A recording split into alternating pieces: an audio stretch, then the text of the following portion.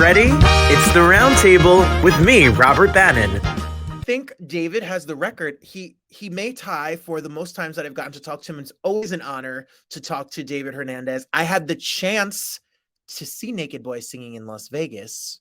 I did the scandal of it all. And then he has new music, a new concert. He has everything going on right here in New York City. He's bringing Naked Boy singing plus a solo concert plus an EP, and all of that's coming. But I want to first say, when the show was announced in New York, a loyal watcher, a friend of mine that watches every single week, Lots of Lattes, came on and she said, I want to get to New York. I want to see this show. So I said, I can do one better, Janelle. We could bring David Hernandez right here to you. Hello, David Hernandez Next is best here. thing. Hey. Yes. Hey guys. Hi. Thanks for having me. Welcome back. Congratulations on everything and welcome back to New York City. Yes, it feels like I never left, y'all. Just, the city is just magical as ever, and I'm happy we're, out of the COVID era. And now I'm back in the Big Apple and I'm performing right off Broadway. It's super exciting. You are performing right off Broadway. Here's Naked Boy singing. You can get your tickets. It's fun for it doesn't matter gender, sexuality, nothing. You can come for as a bachelor party, bring your gay friends, bring your straight friends, bring everybody, and come see the show. Now, David and Janelle, you know what I did not realize about the show is that you all are singing and dancing and there's harmonies and it is a musical.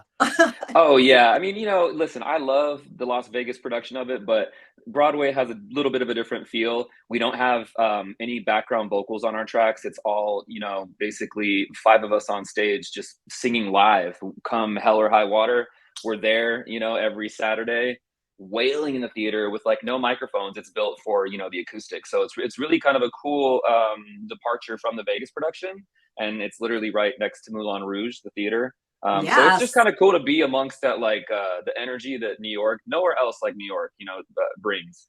It's really cool, and people I think have a really deep appreciation for theater here, more so than anywhere else in the world, from my experience. Absolutely. Janelle, wigs and all, right, David? Wigs and all the things. No, what is there? 4 of you got 4 guys?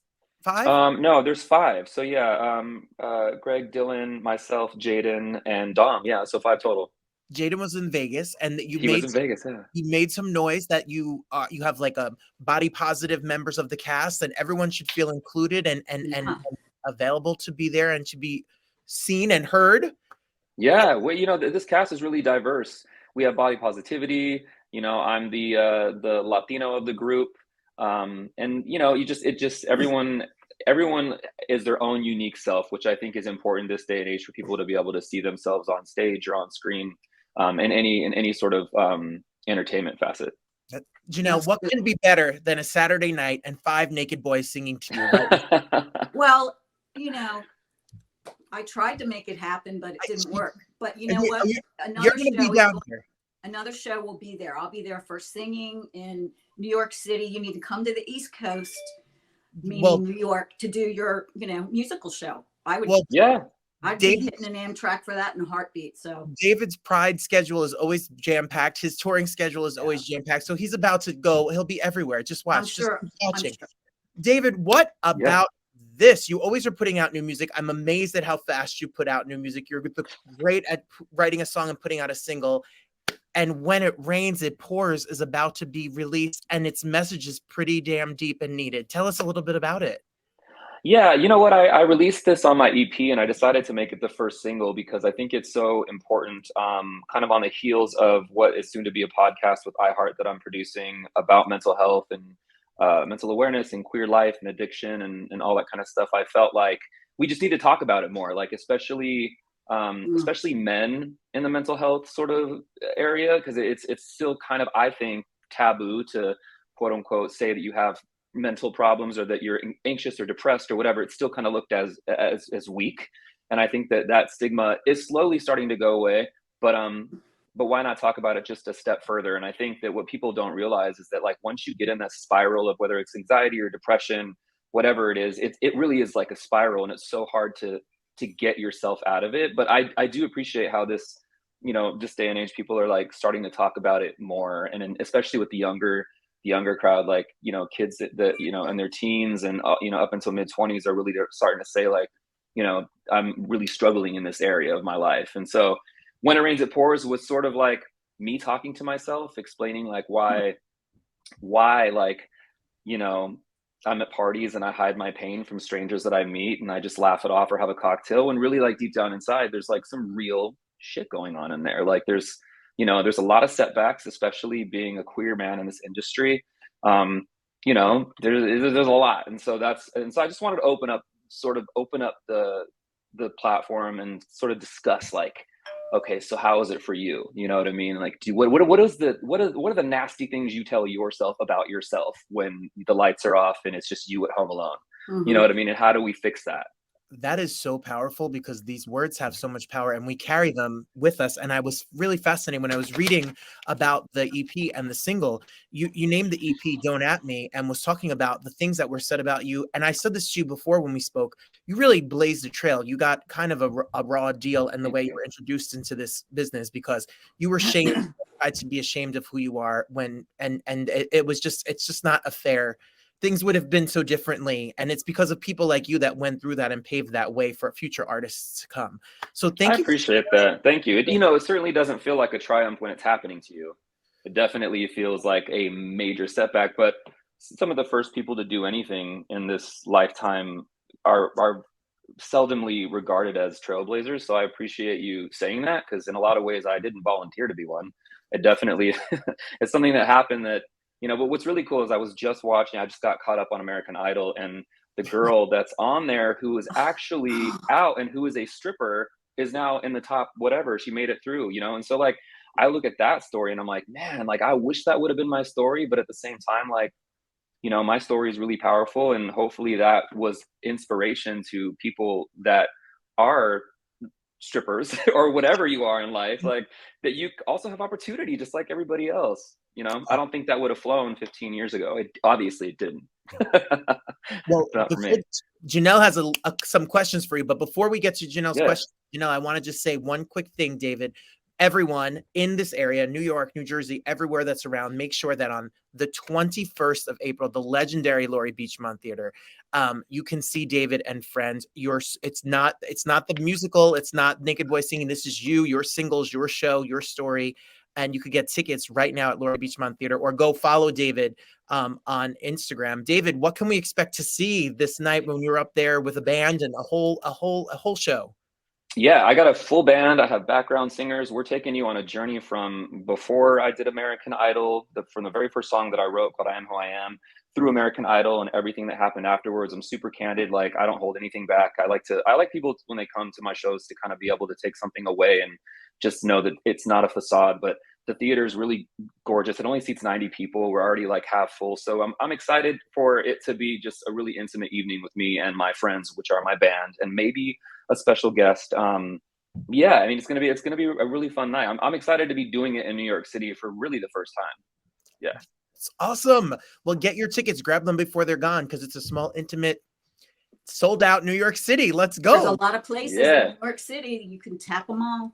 That's for sure. One at a time. I applaud you for bringing the mental health aspect of your life into our lives, because it's so prevalent in society today, especially with the up and coming, you know, age group. And I feel like if it isn't discussed, it's just going to get continually swept under the rug, and it needs to be discussed and brought out by people that, you know, look up to you and Robert and whoever else. And there's no shame in it. And, you know, good for you. Keep it going. Thank you. I appreciate that. Especially when I see the younger, you know, generation on like American Idol, the kids that are like 19 years old, and like they're having like serious meltdowns and they're not afraid to talk about it. When I was on the show, or when just in life, and I was raised by hush hush. I was raised by a single mom. There was no time to cry. You know, you had to put food on the table. My dad, truck driver, you know, same thing. Like it's just, we live in this sort of society where it's like hustle, power through. And it's like, no. Sometimes you need to take a moment and just realize that like you're struggling. I need space, you know what I mean? And I think that is amazing that that's able to be discussed, but I think it needs to be discussed more. Like it needs to happen a lot more. Yep, do it. But thank you for that, though. Absolutely. Well, David, how do you organize? I've been going through this with my own therapist. I talk about it on this show every week. And how do you organize your day to departmentalize? I know you left your trainer out there in the West Coast. You come to New York City. I have a new one. I have a new one out here. New one. So you take care of your physical health, you take care of your mental health, and then you're an artist and creative who is creating music, creating content, a new music video that's coming out, and then doing a show weekly. So how do you compartmentalize your life to make sure that every part of you gets the right nourishment, quote unquote? I don't know that I've quite figured it out 100% yet. I've gotten better, but there are days that are just not great. I think one of the key things for me is having an agenda from the top of the morning until the evening to sort of occupy my time in like a healthy way. And sometimes I don't get it right, like it's hard for me to sleep sometimes, or like I'll just have like an emotional moment at like some random Sarah McLachlan video about dogs on the TV, and I'm like, what is going on inside? Like, what is happening? Why are you crying like this right now? But yeah, I mean, to answer your question, and it's right.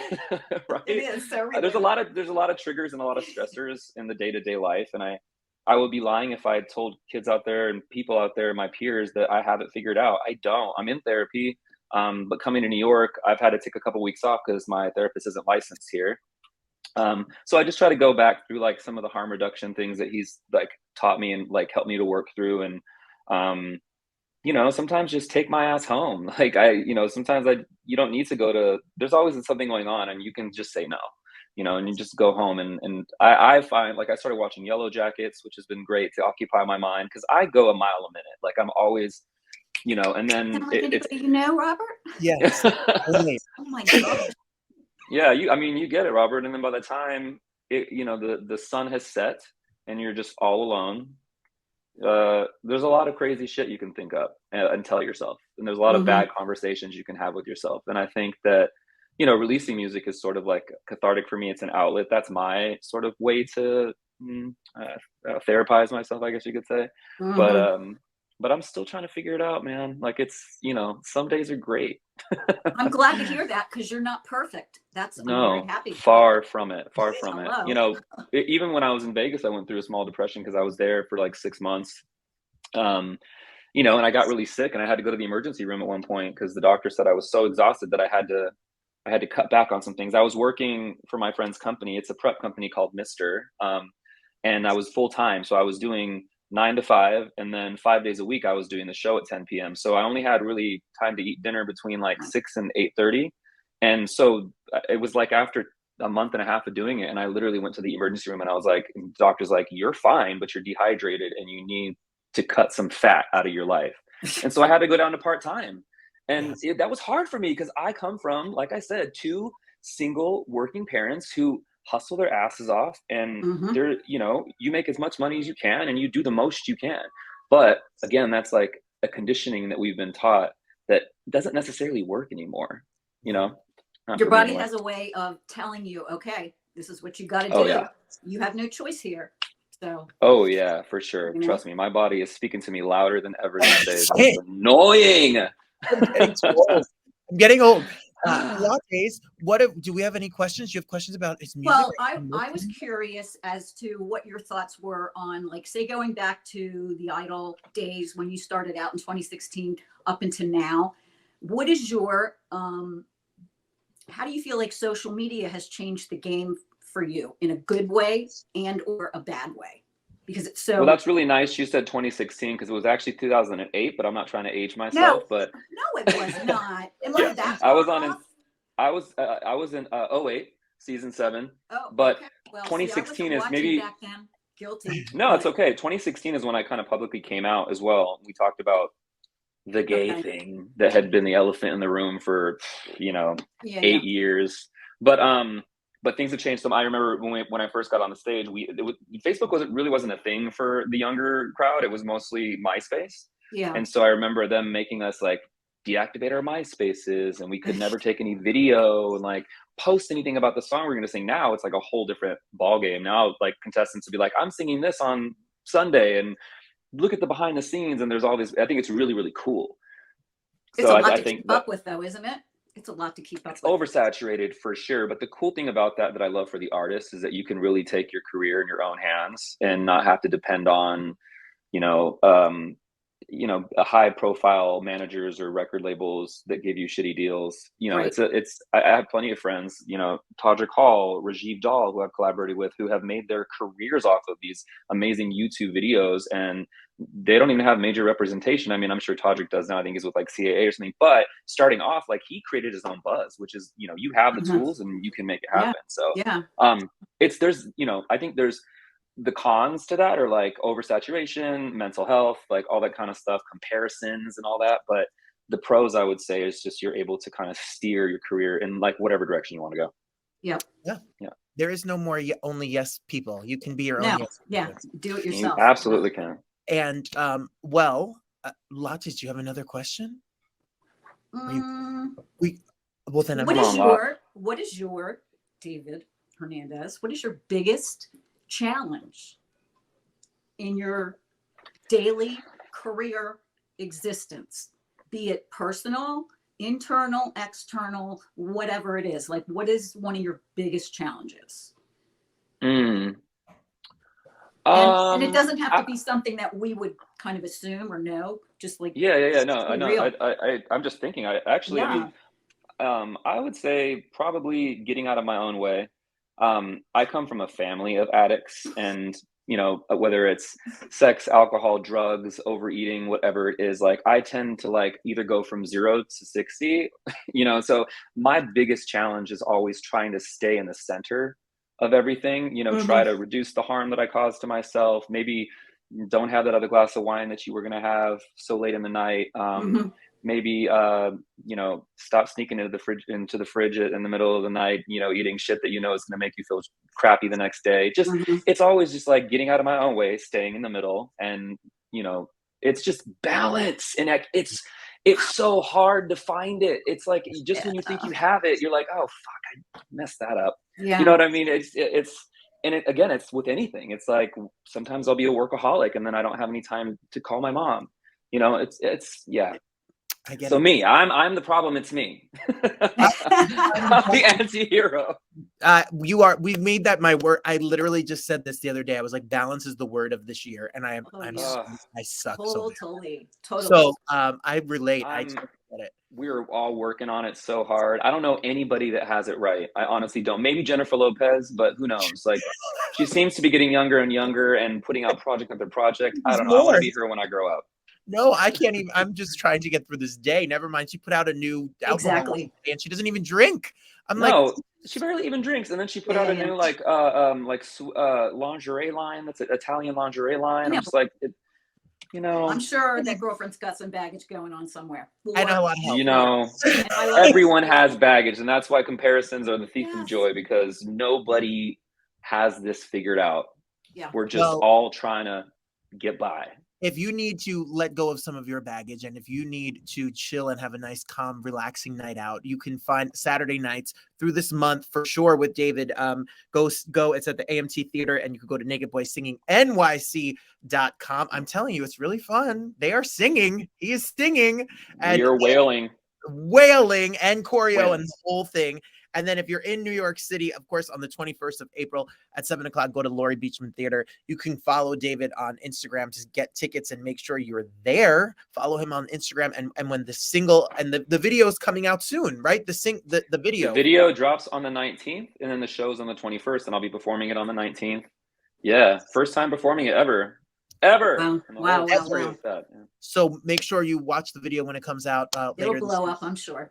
Yes, and stay up to all things David Hernandez, because I'm sure he has other projects and singles and ideas percolating and ready to be announced in the coming weeks. We're here for it. We are here. We're here for it. Friend, thank you for being here. As always, it's always a pleasure to talk to you, and congrats. Appreciate you guys. Love you a long time. Until next time. Until next time. See you soon, Robert. Thank you. All right, everybody. So we have one of our favorite performers, one of our favorite groups, one of the most inventive, fun groups that you can possibly see in New York or across this country. The Skivvies are here. Nick and Lauren are here. And I am so excited to talk to them. They have a concert, a one-night-only event that's happening in one of the most beautiful places to see a show in New York City.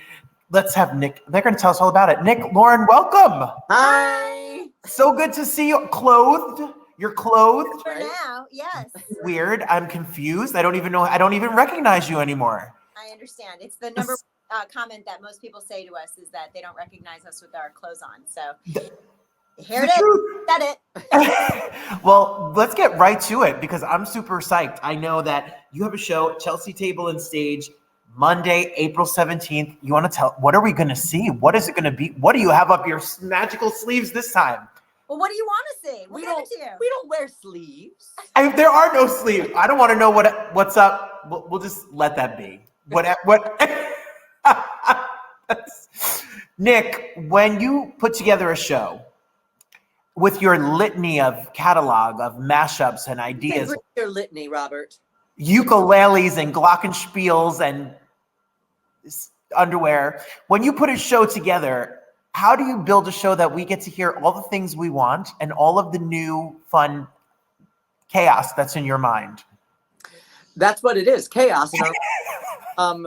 So for this specific show, we're doing something very different. So we normally do, a show that has a cavalcade of guest stars that's maybe 9 people long with a big band. And this time we wanted to take it back to strip it down to our roots, and focus on just me and Lauren and some stories that we have been wanting to share for years and years and years that we haven't gotten to because we focus so much on the guests and the new arrangements for them all the time that we wanted to tell stories that we've been dying to share and only have 2 guests for this one and a smaller band so that we can focus on material that we want to do for ourselves. Yeah, so we're going to be doing some songs that we have done as just Nick and Lauren over the years, and we might sprinkle in some new tunes. Yes, we will sprinkle in some new tunes. Yes, so for those who are fans who have been fans for years, you will get some new stuff as well. But also, it's going to just feel like an intimate living room kind of concert where we started where it was literally in my living room. We got together and we stripped down Rihanna's "We Found Love" sitting on my couch. And that's like literally where it all began as like a YouTube video. So we kind of wanted to just recreate that vibe and recreate that just like simplicity of stripping down the music, because that's what essentially the Skivvies is. It's stripping down, and also stripping down the music and also stripping down our clothes. Well, right. And what I love so much about what you all do, besides obviously the Skivvies part of it all, is that the stripping down, you take arrangements of hip hop songs, Broadway songs, R&B songs, pop songs, the gamut, the range of songs, and you really create an original, fun, your medleys and the themes that weave between them, they're so brilliant and fun and crazy. And I'm sure we're going to see more of that at this show for sure. You do have 2, you don't have literally the presenters of the Tony Awards on this show like you usually do. You have two special guests that are very special. Would you like to tell us who's going to join you? Yeah, we have Andrew Keenan Bolger and Krista Rodriguez. And we asked them specifically because they've been with us in our shows for almost 10 years. We've been around for 11 years. So they have multiple arrangements with us. Krista's on our album. So we have definitely wanted someone who could share stories about performing with us, perform a couple of the arrangements that we made with them and for them, and have an opportunity to just be a little more intimate with them. Yeah, in fact, one of the stories that we are going to share is that Andrew Keenan Bolger, one of the first or second times he performed with us, he was literally just like playing a glockenspiel, and he was in final callbacks for this show called Looking. For HBO, and they asked him if he had any recent photos of himself shirtless, and he's like, "Is it okay if I am holding a glockenspiel?" So he submitted video and photos from our concert, and he booked it. So essentially, we helped him book a HBO show. You literally, that is probably the first time that casting director has ever gotten a response saying, "Can I send you my shots with a glockenspiel?" That Yep. There might be a lesson in that for all of us. How do you both, Nick and Lauren, you're no strangers to stage theater. You tour with the Skivvies. You guys are across the country, but you also have, Lauren, you're in tech literally at this moment for a show. How do you guys manage and work together as friends and co-creators of this and kind of schedule and build this brand, but also keep your own, Nick from Little Shop to et cetera, and all of the Broadway shows and the theater that you do everywhere, but you're always on the road. So how do you manage it all? How do you do it? A shared calendar. Yeah. Yes. It's the hardest part of it, honestly. It's because, it's always, there's always going to be conflicts, and we always like hope that, because if a venue offers us something, then it's like, are we all available? Who's available? Is our band available? So the more people that are involved, which our shows typically do have a lot of people, it's a lot of moving parts, and we have to wear a lot of hats all the time. Yeah. Yeah, and Lauren, tell us what is the show that you're in, and where can we see it, and what's all going on?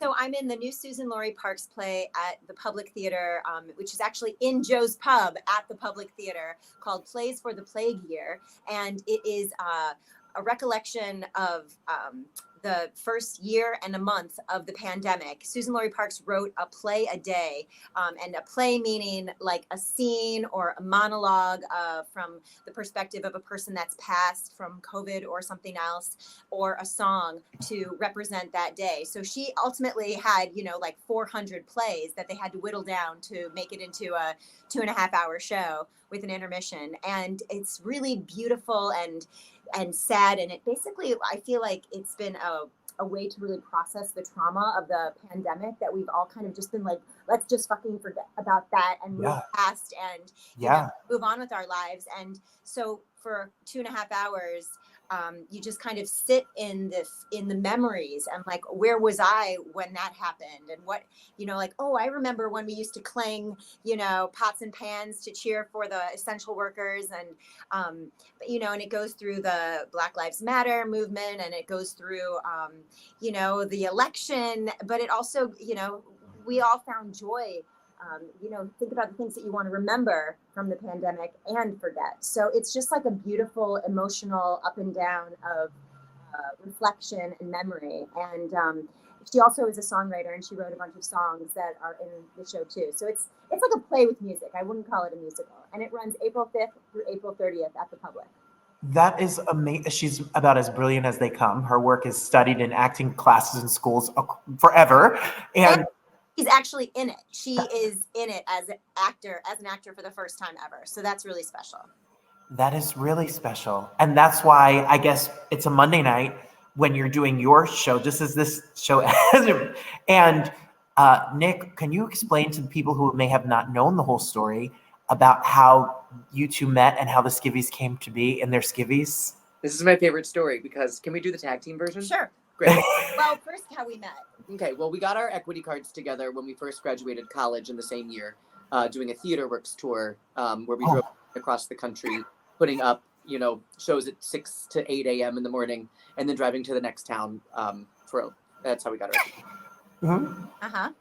But then Skivvies started. Go ahead, you start. Okay, so in 2012, Nick and I were hanging out in my apartment one day, and we were like, let's put a cover song on YouTube. That's what all the kids are doing.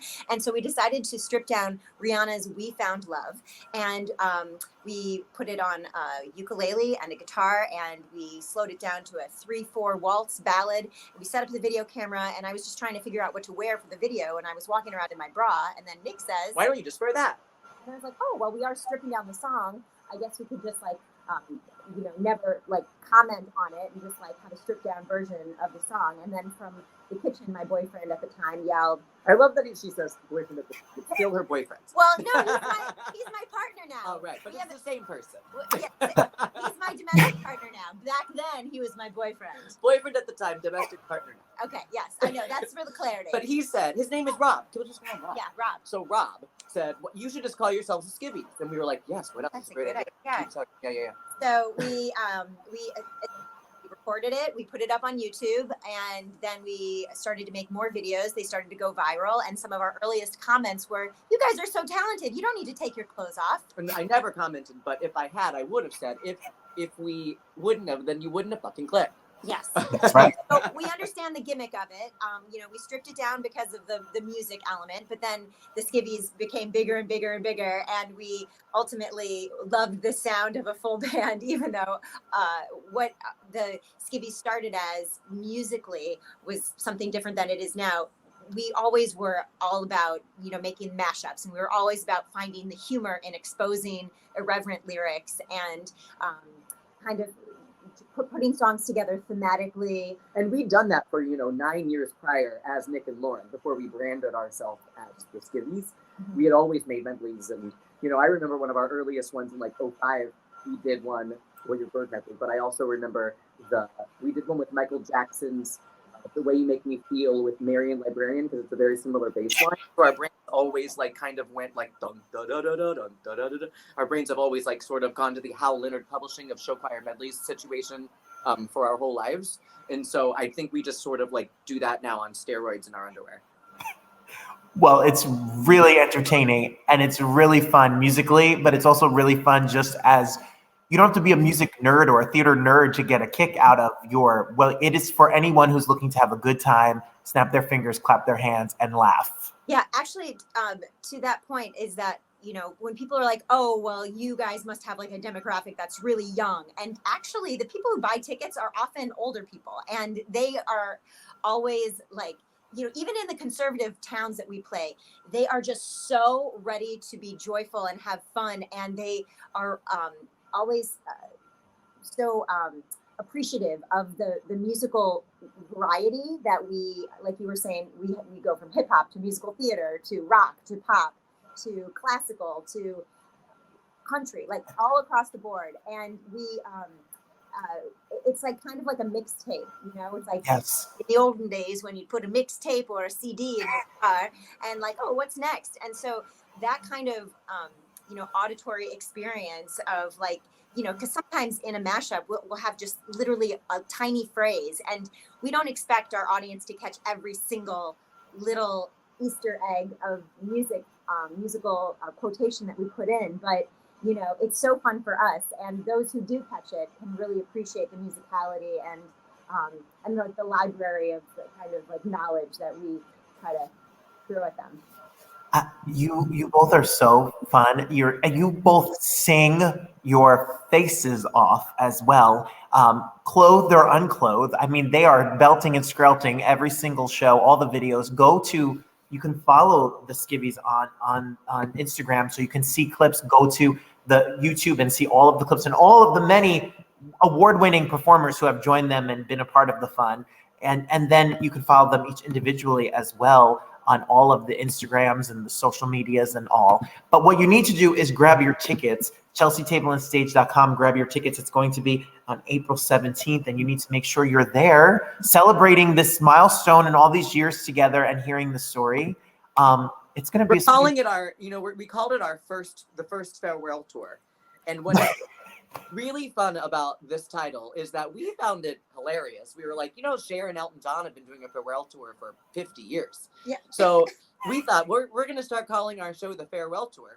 Well, the first farewell tour. Right. That's why, because we were trying to come up with a funny title for the show. Because we don't really always title our shows because it's kind of a variety show of the Skivvies and friends, But it really cracked us up, and basically like the first farewell, we were like, it's gonna cause people to be like concerned and also curious, and it's worked. The amount of we have never received this amount of messages for a show that we've done ever in New York about people being like, wait, the farewell tour, what does that mean? What are you talking about? And just so you know, our next show that's going to be in May is going to be our comeback tour. It really set us up for success with the course.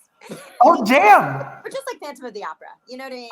Right. You'll close and then you'll do a roundabout strip jam revival. I think my next show needs to be a farewell tour. We even in our little description when we typed it for the next place, we were like, after 27 days apart, we are coming back. That's the thing. All of Elton John is on his farewell tour. He's still touring. It's years. The Skivvies, you better grab them now before they're gone. This is the first of the farewell tours. Exactly. Yeah. In perpetuity. Honestly, we never have a show that's not a blast, and we feed off of the audience's energy, and it's always just it's full of surprises. Well, no show is the same for anybody who's come before or hasn't come before. We've never done the same show twice. Shame so, I said. Mm-hmm. We've never had a shame spiral twice. Done. Well, grab your tickets. You both are a pleasure. You're so talented. You're so much fun. I love to see everything that you put out. Congratulations on everything. And thank you for being here again with us. That means a lot. Thank Thank you. you.